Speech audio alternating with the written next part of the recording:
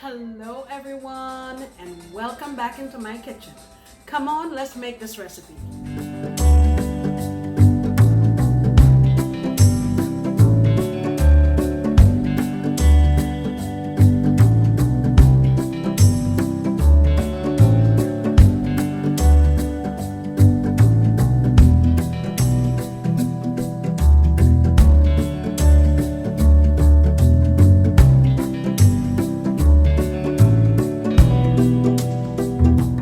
So this month I'm participating in our collaboration and we're each making a dish from South Africa, and my dish is called Potjiekos. I know the spelling doesn't look like it, but that's the way it's pronounced. And the dish is customarily made or traditionally made in a pot that's called a potjie, and it's like a cast iron cauldron. It's usually black and it has 3 legs, and you cook it, use it outdoors, so you put coals under it and cook with it. Now we don't have the means to do that, so I'm going to cook indoors today, but let me show you what I'm going to be using. Now pork or oxtail is often used for this, sometimes lamb, so we're going to use lamb today.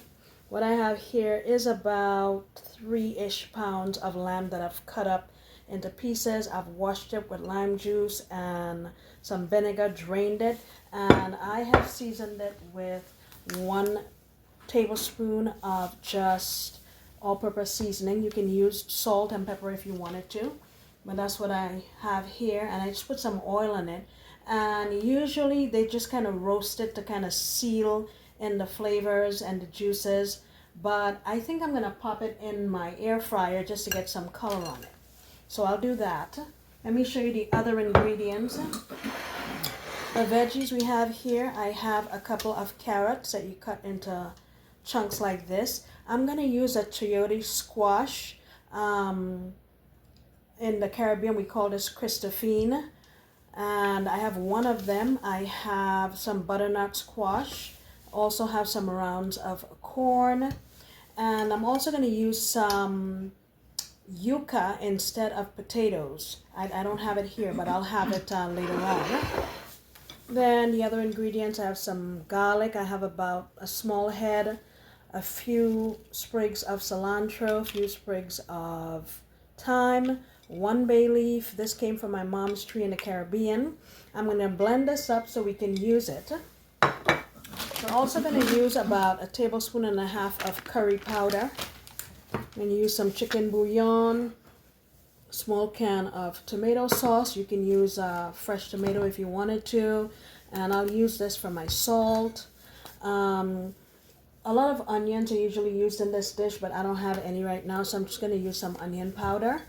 And also use some paprika and some red wine. So what I'm going to do is get my meat seared off, blend up my garlic, and I'll come on back. Alright guys, so I got my meat browned here, and I have a couple tablespoons of oil in here. I'm going to go in with my meat, and this is my garlic here that I blended. I'm going to go in with that.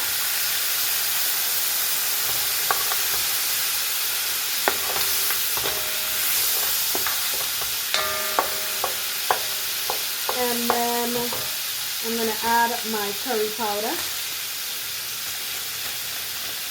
So about 1.5 tablespoons.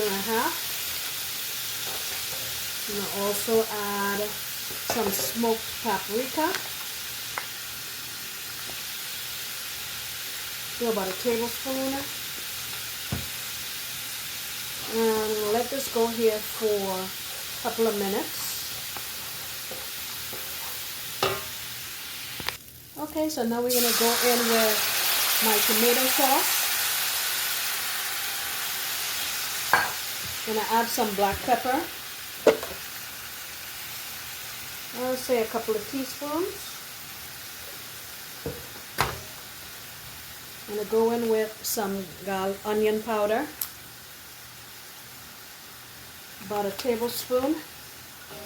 I'll let this saute around. Just to let the flavors come out. Now guys, remember that this is a collaboration. If you go on down in my description box, there's a list of all the participants and the dishes that they'll be making, as well as a link to their channel, which will make it very easy for you to see what they're doing. So I encourage you to go on over and check them out. Now I'm gonna add some chicken bouillon. You know, that's my go-to. I'm gonna add about 2.5 tablespoons because this is gonna be filled with a lot of stuff that will actually soak up all of that salt. You can use chicken broth if you wanted to, beef broth. And now we're gonna go in with some red wine.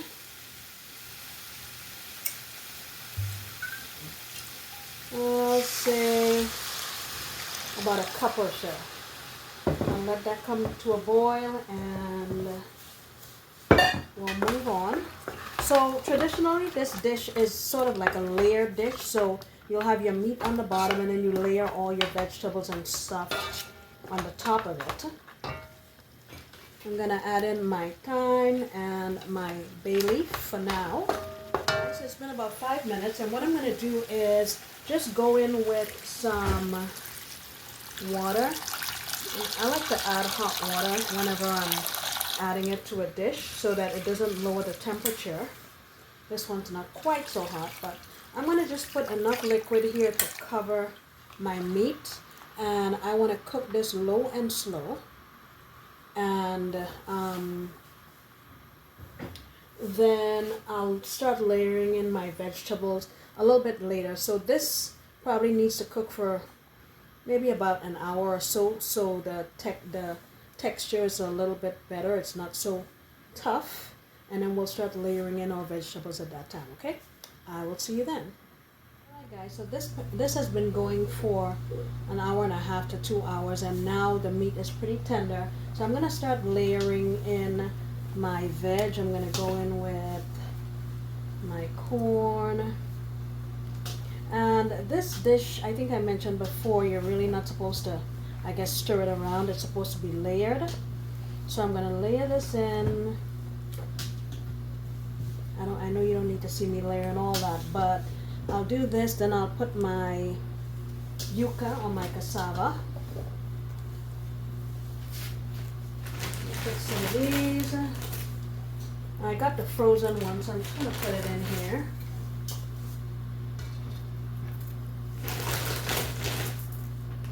You get the gist, so I'm just going to put the rest of my veg and cover it and let them cook. It can soak up all of the juices and flavors until everything is cooked through, and then we'll be ready. Alright, see you soon. Alright, so here it is. I have everything layered in, and like I say, you're not really supposed to turn it, but what you can do is go like this and give it a little mix. And then I'm going to just put my lid on. I would say medium heat, and let it go until everything's tender. Now guys, remember, this is a collab. Go down in my description box and visit the other guys that are participating and see what wonderful dishes they have to share, okay? Alright, I'll see you soon. Alright guys, this is the final product. Just make sure that you check to see that everything's cooked through and that you have enough salt. And I just finished it off with some chopped cilantro, but yeah. So please go on down in my description and check out what the other guys have made. I sincerely appreciate you, and I hope you come back next time when I promise to make another delicious recipe. Bye.